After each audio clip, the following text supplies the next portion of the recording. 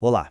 Hoje a gente vai mergulhar num mapa surpreendente, um que conecta corpo, nervos e cérebro de um jeito que pouca gente imagina. Vamos juntar uma prática de milênios com a ciência mais moderna para tentar responder a uma pergunta bem antiga. E a pergunta que não quer calar é essa, né? Afinal, a acupuntura é só uma arte antiga baseada em tradição? Ou será que existe ali uma base científica que a gente consegue de fato medir e mapear? Bom, por séculos, a linguagem da acupuntura foi bem específica. Falava-se do fluxo de Qi, uma espécie de energia vital, correndo por canais invisíveis chamados meridianos. É um sistema super complexo, que descreve o corpo de um jeito bem diferente da medicina ocidental. E isso nos leva à grande questão, né? Será que por baixo desses mapas tão antigos existe um mapa biológico, um mapa real? Algo que a nossa anatomia moderna consegue olhar e entender e explicar? Ok, vamos mergulhar nisso. A pesquisa que a gente vai analisar agora funciona quase como uma pedra de roseta, sabe? Ela nos ajuda a traduzir essa linguagem antiga para o vocabulário da ciência de hoje. E o objetivo é exatamente esse: construir uma ponte, uma tradução quase que direta entre os conceitos da acupuntura e aquilo que a gente sabe hoje sobre o nosso sistema nervoso. E é aqui que essa tradução começa a fazer sentido. Olha só, um meridiano pode ser visto como um caminho nervoso. Um acuponto, que é o lugar da agulha, parece se alinhar com o que a gente chama de feixe neurovascular, uma área cheia de nervos. E o tal do Qi, bom, talvez seja a descrição antiga para um sinal elétrico viajando por esses nervos.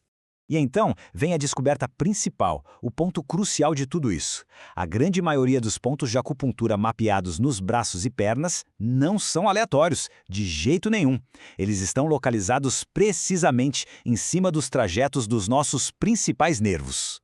Para esse ficar mais concreto, vamos sair um pouco da teoria e seguir a jornada de um sinal partindo de um único e famoso ponto de acupuntura.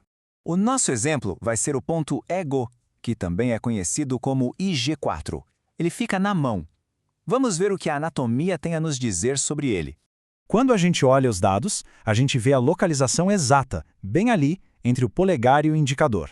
A agulha ativa músculos bem específicos e, o mais importante de tudo, ela estimula diretamente um nervo sensorial-chave, o ramo superficial do nervo radial. Traduzindo isso tudo, o que acontece é uma sequência bem clara. A agulha entra no músculo, ativa as estruturas ali e, o ponto-chave, gera um sinal elétrico que começa a sua viagem pelo nervo radial, subindo pelo braço em direção à medula e, finalmente, ao cérebro. E é aqui que a história fica ainda mais interessante. Vamos seguir esse sinal até o destino final dele e ver exatamente onde ele vai parar lá no cérebro. O cérebro tem o que a gente chama de mapa corporal, ou homúnculo sensorial. É basicamente uma área no córtex onde cada parte do nosso corpo tem uma representação. O sinal que vem do ponto regu não chega em qualquer lugar. Ele viaja para um endereço muito específico nesse mapa. E olha só a precisão desse sistema. O sinal do ponto H ativa uma área que ocupa nada menos que 1/3 de todo o mapa sensorial da mão no cérebro.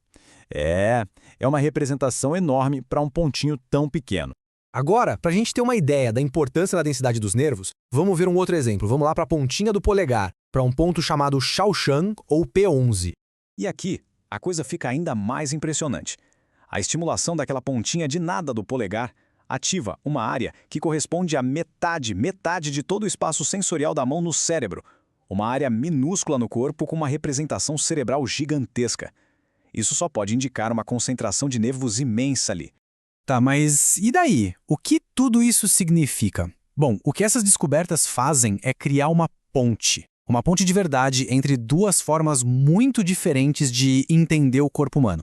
Olha, é fundamental deixar isso bem claro. Essa análise não está batendo o martelo e dizendo que a acupuntura funciona. Não é isso. O que ela faz é oferecer um modelo, uma estrutura baseada na ciência de como ela poderia funcionar. A gente sai da pergunta do se funciona para o como poderia funcionar, descrevendo um mecanismo biológico. E entender esse mecanismo é o primeiro passo, né? Para quem sabe no futuro, a gente explorar isso de formas mais direcionadas. A precisão toda está na concentração.